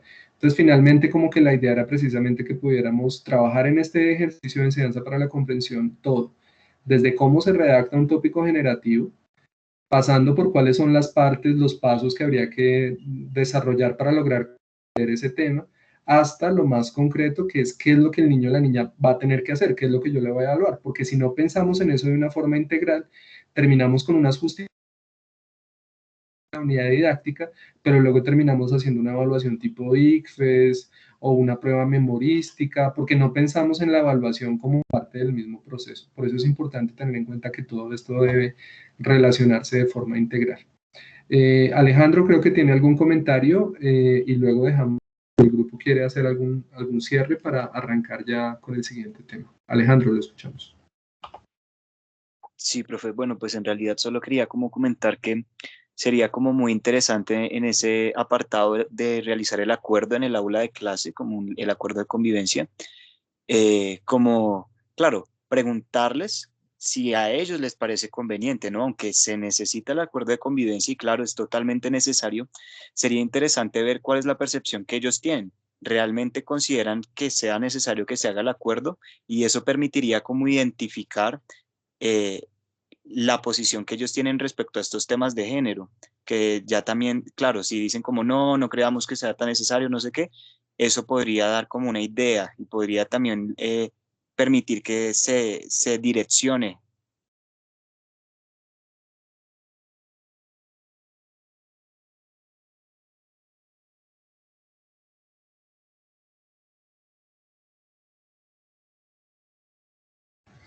Alejandro, tenemos ahí un problema con el audio, no sé si fue solamente yo, pero le escuché como muy entrecortado, pero lo que alcancé a escucharle tiene que ver un poco con la idea de que ese acuerdo de convivencia, yo lo interpreto así, usted me corregirá, pues que no se asuma simplemente, como usted ya lo había dicho en su comentario anterior, como algo rutinario, ¿cierto? Como que tenemos que hacer eso y ya, sino que efectivamente logren demostrar por qué es importante tener unos acuerdos de convivencia, por qué es importante, pues, digamos, como respetar unas normas que permitan una socialización positiva, no solamente en términos de evitar conflictos, sino también de generar un espacio mucho más agradable para todos y para todas, y que no sea simplemente algo rutinario, sino que realmente se reconozca como una necesidad. Y yo creo que en ese sentido, lo que yo agregaría a eso es que precisamente por eso es importante pensar en la discriminación desde una perspectiva amplia y no centrarse únicamente en la discriminación de género asociada a los acuerdos de convivencia, sino explicarles a los estudiantes también por qué es importante evitar otro tipo de discriminaciones que de pronto ellos encuentren que sean significativas en su contexto. Sofía, no sé si quieras hacer ya un comentario para cerrar. No, profe, lo que pasa es que nunca bajé la mano. Perdón. Profe. Gracias por la sinceridad, señor. Bueno, sí, de hecho, lo que comentaba un poco respecto a eso, del acuerdo de convivencia, también lo hacía un poco encaminado a que eso va a permitir como identificar cuál es la posición que ellos tienen respecto a estos temas de género. Lo que yo decía es como al preguntarles si ellos consideran necesario, pertinente hacer el acuerdo, y si saliera, por ejemplo, la respuesta no, no creemos que sea tan conveniente, no, no lo vemos necesario, eso como que permitiría encaminar, ¿no? Como entender cuál es la posición que están teniendo y eso claramente evidenciaría como un problema. No creen que sea necesario un acuerdo porque creen que pues la manera en la que se están relacionando con sus compañeros que hagan parte del colectivo está bien. Entonces permitiría como esa pregunta direccionar un poco. Me parece muy interesante su observación, Alejandro, de acuerdo. Y yo creo que tiene que ver también con algo que usted decía, y es que a veces también los acuerdos de convivencia, yo diría que terminan siendo como un lenguaje que se vuelve como rutinario dentro de la escuela, pero que realmente los niños y las niñas la experiencia que tienen de la convivencia en el aula, pues como que los primeros que no cumplen los acuerdos de convivencia son los profesores muchas veces. Entonces, en ese sentido, pues obviamente termina siendo como un carretazo, pero no se incorpora realmente dentro de la experiencia escolar. Entonces, yo creo que hay un elemento interesante y es pensar en qué tan importante es la convivencia, primero que todo en la escuela, y qué se entiende como un conflicto de convivencia, si el conflicto es solamente el hecho de que haya una agresión física o si el hecho de que una persona se sienta deprimida, se sienta aislada, se sienta excluida del grupo, si eso también sería un conflicto de convivencia que requeriría un acuerdo. Me parece una observación bien interesante y creo que les puede servir bastante. Bueno, les agradezco mucho a Sofía, a Paula y a Henry por su presentación. Entonces, pues yo creo que ha sido muy interesante y espero que les haya servido bastante al grupo y también al resto para pensar en algunas cosas relacionadas con sus unidades didácticas, que es como la idea. Pero entonces creo que ya podemos pasar a el siguiente tema, que es precisamente cambio conceptual. Entonces yo voy a hacer una pequeña introducción. Básicamente cambio conceptual es, yo diría que la corriente pedagógica más reciente de las 4 que les presenté, es la última y creo que es como la más reciente. Particularmente se ha trabajado mucho desde la perspectiva de las ciencias naturales, pero en ciencias sociales no son muchas las investigaciones que se encuentran, y menos aún en español.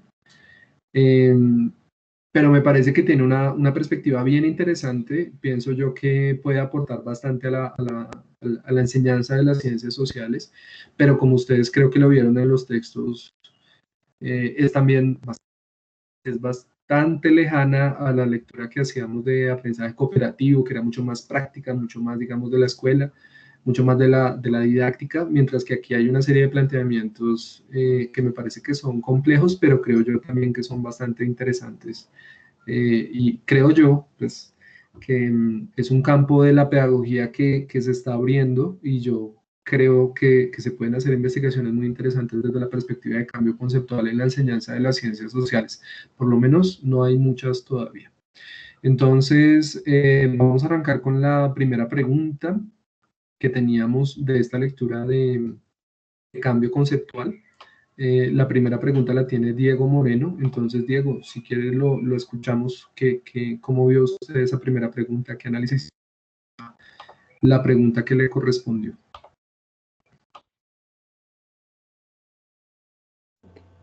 Buenas tardes a todos y a todas. ¿Sí me escuchan bien? Hola. Sí, Diego, lo escuchamos súper bien. Bueno. Buenas tardes, sí, señor. Bueno, entonces vamos a empezar. Relacionado a la lectura sobre conceptual, los autores Alicia Lenzi y José Corina, en primer lugar, muestran esta corriente pedagógica como el origen de los conocimientos previos. Me parece que el fundamento como tal para entender este enfoque son cómo los conocimientos previos están en continua resistencia con la formación escolar. Entonces, para ello se debe tener en cuenta las teorías o presupuestos que el estudiante tiene acerca de un tema, como el proceso de constitución del saber tiene diferentes alcances a partir de cómo el estudiante ha formado su conocimiento previo y cómo ese conocimiento va tomando forma a través de diferentes estadios cognitivos, por ejemplo, el salón de clases. Entonces, hay que tener en cuenta también que debe tener un componente de flexibilidad respecto a ciertas categorías, porque siempre es necesario reformularlo, recategorizarlo, teniendo en cuenta los modelos con los cuales se ha formado el estudiante, para lograr así una especificidad, un análisis y conformar unos conocimientos a lo que atañe nuestra área, un conocimiento social. Para ello, entonces, podemos abordar el contexto de enseñanza y el contexto de aprendizaje en el cual está inmerso el estudiante. Bueno, con esto nos conlleva una producción de hipótesis específicas, lo cual son las tesis que expone la lectura, las cuales son abordar nuevos términos como lo son un marco epistemológico, unas creencias básicas, unas nociones, un argumento explicativo o unas hipótesis específicas. Esto para poder lograr salirse del término teoría, de encasillar la teoría como tal, ya que esta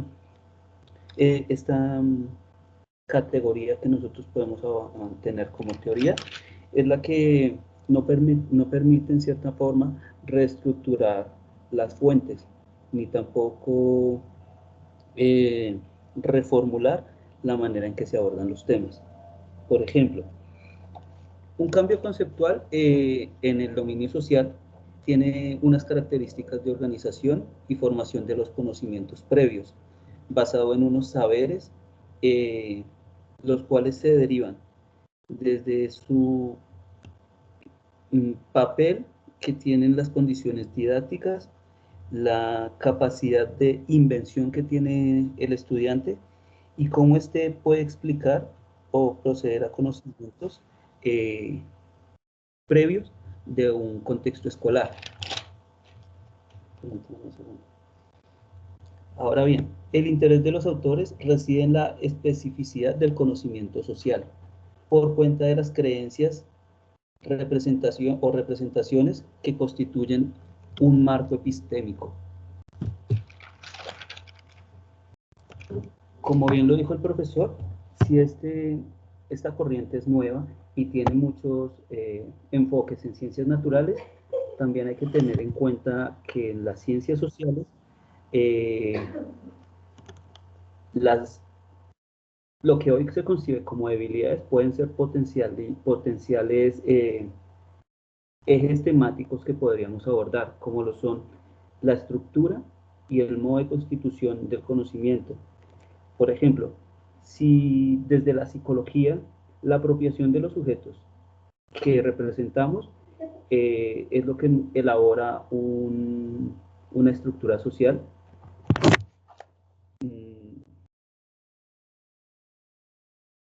no necesariamente esto condiciona la naturaleza de los conocimientos previos. Aterrizado digamos, a una explicación más informal, podría decirse que si hay ciertas representaciones sociales o culturales que todos tenemos dadas por naturales, no siempre estas representaciones sociales condicionan al estudiante o al alumno o al niño a que tenga sí o sí que dar esas respuestas o que piense de determinada manera. Por ejemplo, en el texto se pone como ejemplo el gobierno, cómo un niño concibe el término gobierno, ¿sí? Y propone diferentes explicaciones a partir de Héctor. Yo me tomé el atrevimiento de poner otro ejemplo y es preguntarle a diferentes niños por qué llueve. Simplemente preguntarles por qué llueve y con base en ello ver cuáles fueron sus respuestas. Entonces, a continuación les voy a enseñar los audios. Es algo muy simple, con lo cual nos podemos dar cuenta de cómo hay diferentes respuestas y provienen esas respuestas de distintas maneras en las cuales los niños se desenvuelven. Permítame un segundo.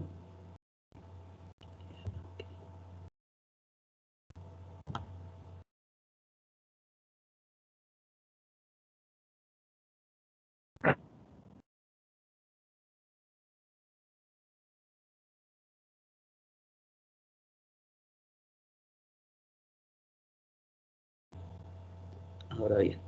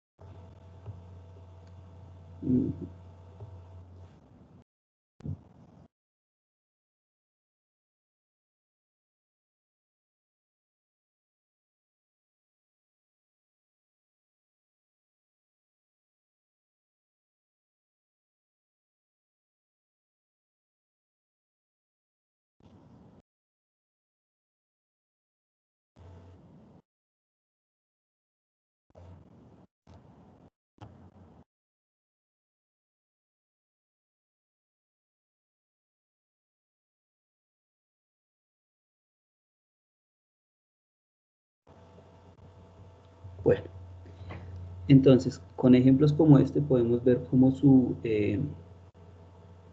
cómo sus estructuras cambian de acuerdo a una u otra razón. Por ejemplo, hay niños que se nota que pues tienen una concepción religiosa del porqué de las cosas. Hay otras personas que la tienen, tienen como respuesta sus usos, y hay otros que tienen, digamos, una formulación más acercada a un método científico. Pero acercándonos pues a los textos, podemos enfocar entonces que hay un enfoque constructivista y un enfoque metodológico, lo cual nos muestra naturaleza en los conocimientos previos o derivaciones de la interacción cognitiva entre el sujeto y los objetos del conocimiento, como en este caso la lluvia.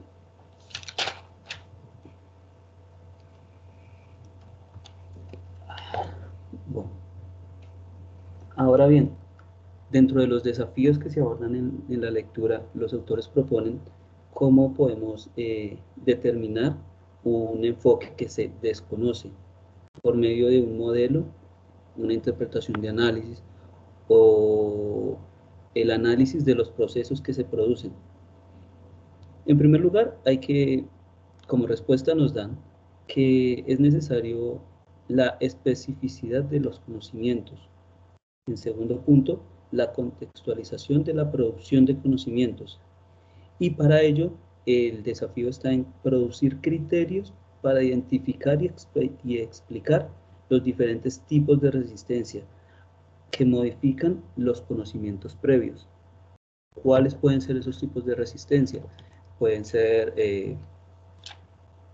los saberes escolares, también los desconocimientos del tema o ciertos sesgos, o bueno, no quisiera decir sesgos en realidad, pero sí, digamos, unas maneras de pensar que sí o sí dirigen el accionar o el pensamiento de ciertos niños. Por eso quise mostrar el audio del chico, porque pues los dos niños tienen como respuesta a Dios, y pues cómo conciben a Dios como respuesta, probablemente porque sus padres le han inculcado ello, ¿sí? Entonces, esa es una manera pues de pensarse cómo los conocimientos previos de una u otra manera son inducidos.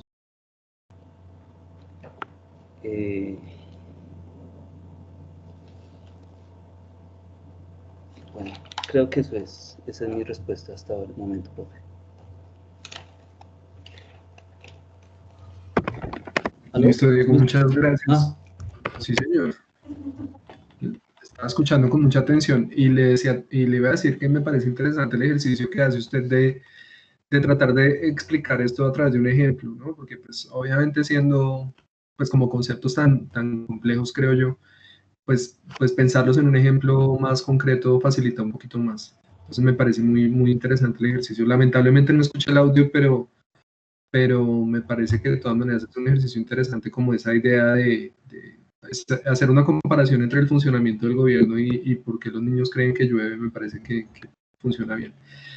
Le voy a plantear la pregunta que quisiera hacer como para que profundizáramos un poco en esa primera parte del texto. La pregunta que yo le haría es la siguiente.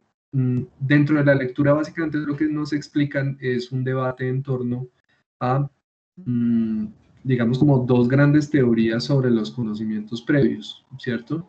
Una teoría que habla de unos conocimientos previos fragmentados y otra teoría que habla de los conocimientos previos sistemáticos. La pregunta sería, a partir de la lectura que usted hizo, ¿cuál de esas dos teorías es la que suscriben Lenzi y Castorina? O sea, ¿con cuál de las dos están de acuerdo? Y sobre todo, pues, ¿cuál es la importancia de ese debate entre esas teorías de los conocimientos previos como conocimientos fragmentados frente a los conocimientos previos como más sistemáticos? Pero mientras usted le da un poquito ahí una vuelta a esa pregunta, creo que Valentina, ¿tú querías hacer alguna pregunta o algún comentario? Sí, profe. Pues me gustaría como complementar un poco lo que dijo el compañero, pero no sé si ya me escucha, profe. Sí, yo te estoy escuchando bien. Pues nada, quería como complementar un poquito como algunas cositas de las que mencionaba el compañero, entonces no sé si quiere que lo haga ya o después de su intervención. No, si quieres, vamos como charlando mientras Diego un poquito como que le da vuelta a la pregunta y cerramos con su respuesta de la pregunta que le planteó. Entonces, si quieres, te escuchamos, Valentina. Listo. Bueno, profe, efectivamente sí es una lectura re compleja. O sea, pero bueno, voy a tratar de como de condensar todo lo que quiero decir. Entonces, se dice que es como una investigación sobre el cambio conceptual, ¿no? Y en esa medida los autores empiezan a hacer en un momento como una lectura de los diferentes modelos que hay para posteriormente ellas hacer ahí sí como como su complemento, lo que ellas quieren plantear. Entonces van a predominar como tres modelos que yo siento son importantes para comprender la visión que ellas van a tener posteriormente de los conocimientos previos, ¿verdad? Entonces, en un primer momento, entonces, desde un autor llamado Carey, van a plantear como el conocimiento previo como la estructuración de la enseñanza en estructuraciones débiles y estructuraciones fuertes, ¿sí? A lo que va. Entonces, las estructuraciones débiles van a enriquecer meramente los saberes previos, pero pues no se les va a hacer una revisión como tal, y la reestructuración fuerte ya va a conllevar pues mucho más significativo. Después se va a ir con una autora que es apellida Bonstieu, creo, es que no sé, bueno, toda la lectura se me dificulta nombrar. Y ella entonces se va a referir como a este cambio conceptual desde teorías específicas o de dominio y teorías macro o presupuestos básicos. Entonces, retomando un poco lo que decía el compañero, y es como que esto de alguna manera va a actuar como barrera, ¿sí? Como estos conocimientos macro son muchísimo más complejos porque de alguna manera como que son la antesala para que estos conocimientos específicos que son más acotados como que se puedan dar. Y finalmente, entonces, van a plantear una postura interesante que es desde el autor Howe, y él va a hablar de una interpretación situada del cambio conceptual, ¿sí? Entonces ya se va a referir, o sea, no se va en este modelo, digamos que la singularidad es que no se va a centrar tanto como en la periodicidad que hay entre lo cognoscitivo con el objeto, sino que se va a centrar más bien en el estudio de las relaciones contextuales. Sí, y para esto como que se van a valer de las herramientas comunicativas o las herramientas lingüísticas para de alguna manera explicar o lograr como subsanar y crear pasajes entre estos conocimientos previos que tienen los estudiantes y los conocimientos disciplinares que el profesor le trata como de compartir, ¿sí? Por medio de estos pasajes, y lo que van a hacer en este caso las herramientas lingüísticas o las herramientas de conocimiento, pues va a ser básicamente como acotar esa línea divisoria que hay y como ese bache que hay sí, como esa pared que no deja como avanzar más allá de. Entonces, en ese sentido, como que las autoras van a retomar cuando dice como nuestro enfoque para los conocimientos previos, y ellas ahí se van a valer como de algunas cosas de estos, principalmente pues ellas van a destacar como ahí como a Bonstieu, y van a hablar entonces como de un marco epistémico y unas hipótesis específicas, creo. Ahí no recuerdo muy bien, profe. Entonces ahí la autora lo que va a hacer es como dividir en estos dos ítems como los rastros del conocimiento que se puedan dar, o sea, rastros del conocimiento como disciplinar, y cómo se le presentan eso a los estudiantes, ¿sí? Entendiendo que durante toda la lectura, digamos que con los modelos y con lo que se plantea más arriba, lo que trata de explicar es pues uno, la constitución de los conocimientos previos, y dos, cómo se organizan estos conocimientos previos, ¿sí? Y ponen como especialmente atención en esto de los conocimientos previos porque efectivamente, como lo mencionaba antes, es como básicamente la antesala para que estos conocimientos específicos se puedan propiciar adecuadamente. Y bueno, no sé, profe, hay como más cosas, tengo muchas ideas en la cabeza, pero creo que a grandes rasgos es eso.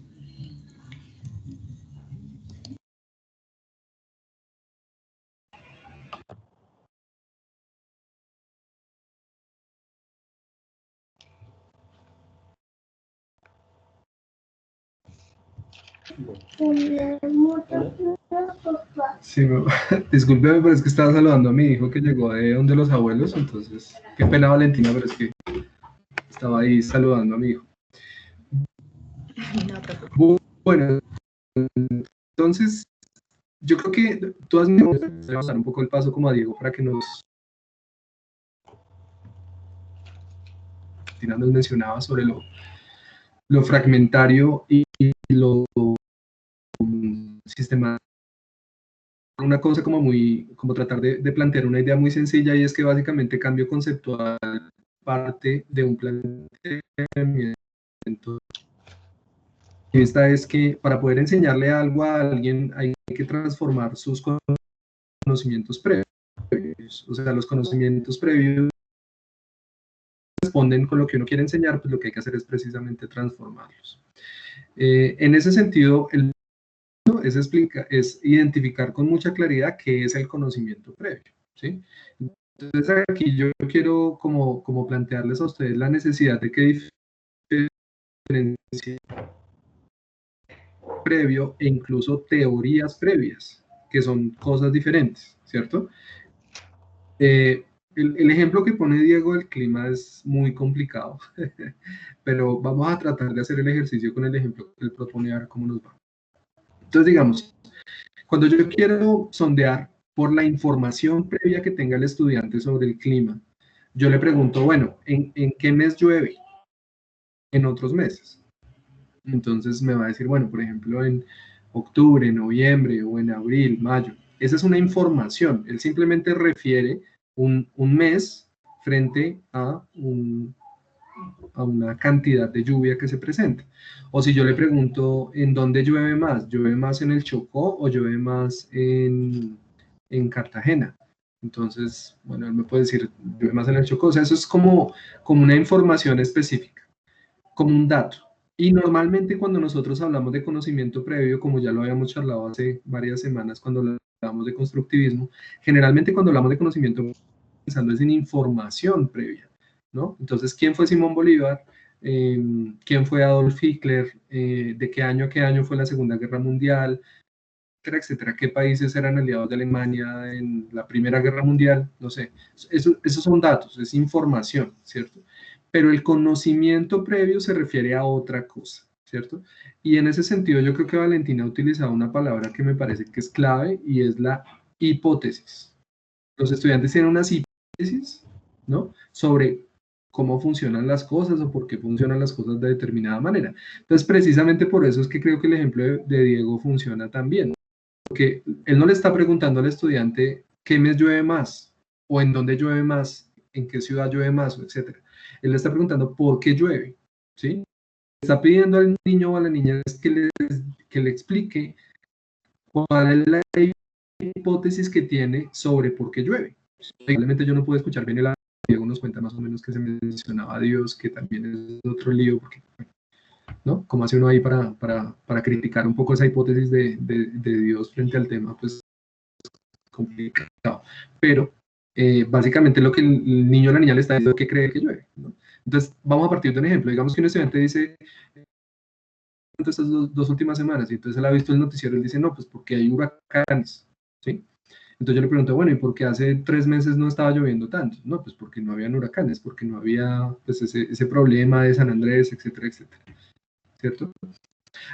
Ahí ya hay un conocimiento previo que de alguna manera el estudiante lo está lo que pasa afuera y el clima en Colombia y el clima en Bogotá, ¿cierto? Y si él no lo está manifestando con esos términos, pero yo lo que puedo deducir en San Andrés o lo que pasa lejos con el clima que hace en su ciudad, ¿cierto? A partir de ese conocimiento previo, yo puedo partir precisamente de esta hipótesis previa sobre el clima como base para tratar de ir complementándola y transformándola y para ir complejizándola y precisamente para que al final del proceso, si yo quiero enseñarle al niño o a la niña cuáles son los factores y los elementos que influyen en el clima, al final del proceso, pues él va a poder explicar o ella va a poder explicar qué significa el hecho de que Colombia tiene un clima bimodal y factores de altitud, de latitud, etcétera, que influyen en el clima. Entonces ya es un conocimiento mucho más elaborado con base en ese conocimiento previo. Entonces un elemento inicial es la necesidad de diferenciar entre información previa, conocimiento previo y teorías previas. Yo personalmente pienso que conocimiento previo lamentablemente es una expresión que es demasiado general. Y a mí particularmente me parece más sencillo hablar de información previa, o sea, datos, o de teorías previas. Y entonces, que tiene que ver con el hecho de que el estudiante me diga por qué pasan las cosas, cuál es mi hipótesis frente a eso. Como en el caso de la investigación de Lenzi y Castorina, lo que hacen es explicar por qué creen ellos que una reforma de la ley termina siendo definida por el presidente o no, o si ellos creen que tiene más poder el presidente que el Congreso. Y entonces básicamente a través de la respuesta frente a una situación concreta, lo que los niños y las niñas nos están expresando es cuál es su hipótesis, cuál es su teoría previa sobre el funcionamiento del gobierno y de los poderes públicos en el marco de una democracia, ¿cierto? Entonces un poco como para respaldar esa diferenciación entre conocimiento previo e información previa, creo que podemos volver ahí con Diego con la pregunta que yo le planteaba sobre esas dos hipótesis que Valentina ya describió un poco entre unos conocimientos previos fragmentados y unos conocimientos previos sistemáticos. ¿Cuál es la posición que asumen Lenzi y Castorina y por qué es importante lo que ellos plantean en esa discusión entre estas dos hipótesis frente a los conocimientos previos? Entonces, lo escuchamos, Diego. Bueno. En realidad, en primer lugar, debo ofrecer disculpas porque asumí que si habían escuchado los audios, entonces estaba hablando sobre algo que en realidad nadie escuchó. Bueno, siguiente a ello. Me parece que sí, en cierta manera es un proceso fragmentado, pues ya que como primer rasgo hay una secuencia y una planificación, ¿sí? Y también se ve una escenificación didáctica, ¿sí? O una representación como tal.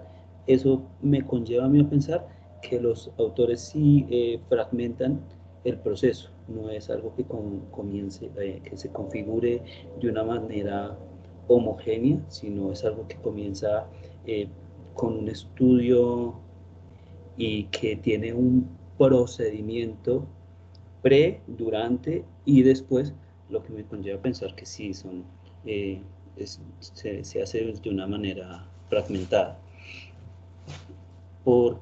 Esa es mi respuesta. Ahora bien. Listo, Diego, muchas gracias. Sí, señor, díganos. El meollo del asunto también está en que no es absolutamente fragmentado, que en cierta manera también al llevar una sistematicidad o sistematización debe tener una forma conjunta de desarrollo, pero aún así creo yo que prevalece un enfoque fragmentado. Por último, voy a reproducir los audios porque eso sí me parece algo importante. Bueno, es cuestión de un minuto, eso es muy cortico en realidad, pero sí vale mucho la pena. Bueno, vamos a ver. ¿Por qué crees que llueve? Porque Dios manda la lluvia. ¿Por qué llueve? Porque todos los días siempre tiene que llover. Dios mandó la lluvia. ¿Sabes? ¿Se escuchó ese audio? Sí, es interesante porque en el segundo, Ay, perdón. tranquilo, el niño lo que dice es que tiene que llover, ¿no? Entonces es creo que es como una explicación solipsista, como se refiere en lógica o en filosofía, que llueve porque es necesario que llueva, pero no hay una explicación sobre las causas del fenómeno, sino como es necesario que llueva, pues llueve.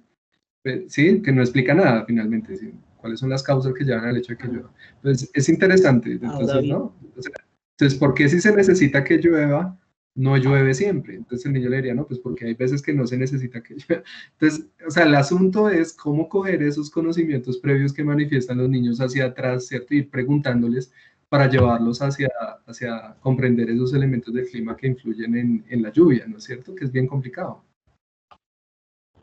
Bueno, precisamente hacia allá iba, porque son varios niños, en realidad niñas también conlleva mucho la etapa, pues la edad. Entonces hay otros dos, permítanme. Llueve porque las aguas se evaporan y esa misma agua se sube para las nubes y por eso llueve.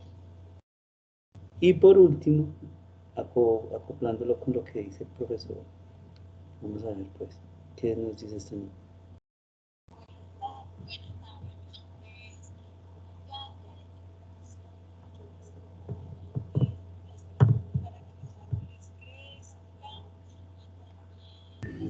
Ah, compa, ese último si no se escucha nada, qué pena. No sé si lo puede acercar otro poquito, subirlo un poquito Bueno, el volumen.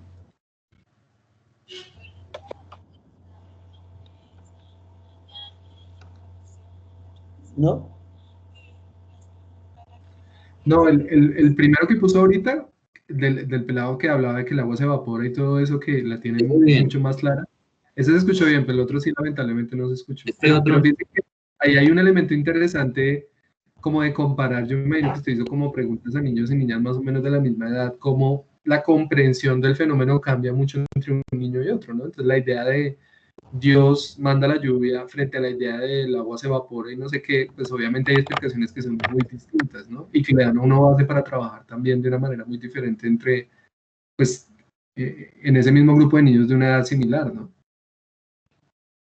Diego, Valentina tiene una pregunta y vamos cerrando y yo entiendo que nos va a quedar muchas cosas pendientes para la próxima clase, pero entonces la próxima clase le propongo a Alejandro y a Catalina que tienen las otras dos preguntas que pues arrancamos el viernes con la pregunta 2 y la pregunta 3, pero escuchemos Valentina si tienes un comentario. Claro. Sí, profe, no es pregunta, es comentario. Y es que en ese último audio como que ya se puede como dar razón un poquito de esto que las autoras planteaban y es como que muchas veces ellos sí tienen como ciertos, bueno, ya no estoy segura si conocimientos y bueno, sí tienen como ciertos conocimientos disciplinares, pero están como fragmentados, entonces lo que ellos de alguna manera como que se les dificulta es mantener como un sistema de sus ideas, ¿sí?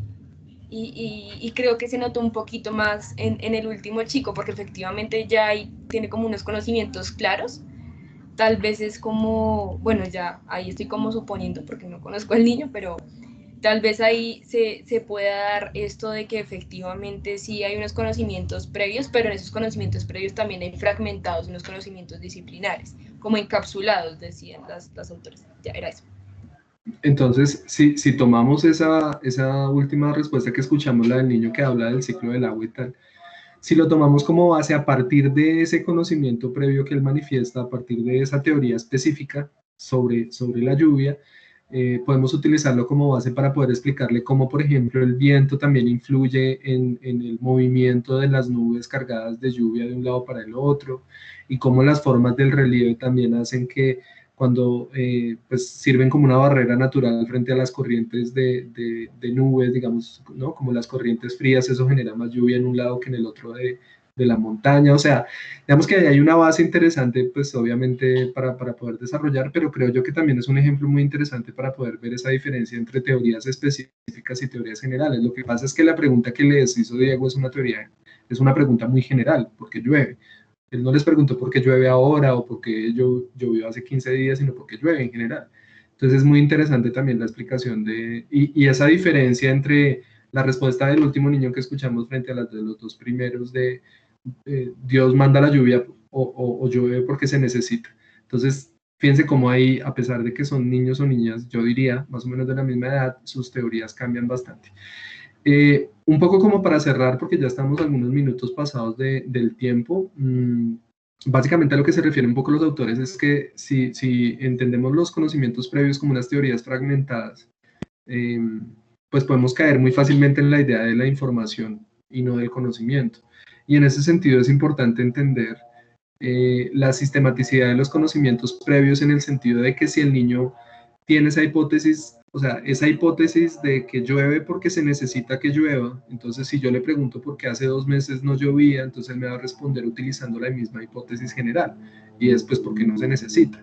Entonces básicamente, precisamente por eso es tan difícil transformar esos conocimientos previos, porque básicamente son hipótesis que los niños y las niñas construyen a través de su experiencia y que les sirven para dar explicaciones frente a diferentes fenómenos, y que mientras les sigan sirviendo para explicar los fenómenos, pues no van a tener ninguna necesidad para transformar esos conocimientos previos y aprender lo que el profesor les quiere decir, digamos, ¿no? Yo diría, como para cerrar, no sé si sea una comparación muy rara, pero es como ese famoso capítulo de Los Simpsons, ¿no? Cuando la escuela se la toman, digamos, en una visión bien religiosa de la enseñanza, y entonces la respuesta a todas las preguntas era Dios, ¿no? Entonces, si el niño no tiene la necesidad de ir a buscar otro tipo de hipótesis que respondan mejor a la pregunta del profesor, sino que simplemente si dice que Dios pues funciona bien, pues no va a aprender nada más, porque ya tiene la respuesta para lo que necesita explicar. Y precisamente nuestra labor como profesores es hacer que esos conocimientos previos, como cuestionarlos, moverlos, ¿cierto? Sin romper obviamente la comunicación, pero tratar de llevarlos para que el niño vaya construyendo unas hipótesis más completas que les permitan responder a ese problema que uno les plantea. Como les decía, la próxima clase vamos a tener la oportunidad de profundizar más en estos temas. Yo me disculpo porque pues nos extendimos bastante en la primera parte de la clase y nos quedó ahí el tiempo justo, pero Diego, no se preocupe, que la próxima clase arrancamos con Alejandro, luego Catalina, y pues la idea es como abrir la conversación para que podamos hacer unos comentarios frente a esta corriente que me parece que es bien interesante, a pesar de ser bien compleja, o precisamente por eso, seguramente. Les agradezco muchísimo por su tiempo, por su asistencia, por su paciencia, por su participación. Espero que tengan una muy buena tarde, y nos encontramos entonces el próximo viernes para continuar con las siguientes preguntas de esta lectura de cambio conceptual, y en la segunda parte de la clase hacer como el ejercicio práctico que les voy a plantear sobre esta corriente pedagógica. Muchas gracias y que estén muy bien. Vale, profe, hasta luego, gracias. Profe, una pregunta, qué pena.